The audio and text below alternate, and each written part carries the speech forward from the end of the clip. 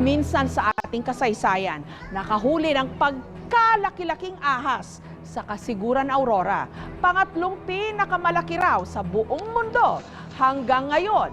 Ang isang kwento, hindi mamatay-matay ang diumanoy mga higanteng ahas na kayang lumulon ng tao.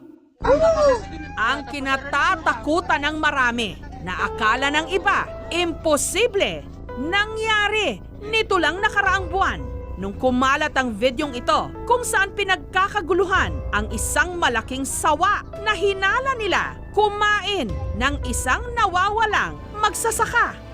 Nangyari ito sa Indonesia.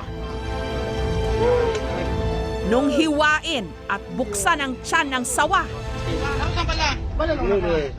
nandoon nga ang katawan ng isang lalaki. Ang biktima, ang 25 anyos na si Abkar. Umalis daw itong mag-isa sa kanilang bahay para magsaka. Hindi nakauwi, kaya hinanap. Yun pala, nasa tiyan na siya ng sawa na 7 talampakan ng haba. Nakakapangilabot. Lalo pat ang ganitong uri ng ahas. Hindi lang sa Indonesia makikita.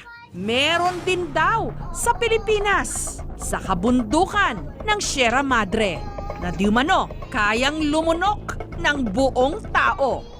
Ang dati bulong-bulungan lang, tila nagkaroon ng pruweba nung kumalat online ang litratong ito ng isang gahiganteng ahas na hawak-hawak ng mga katutubo.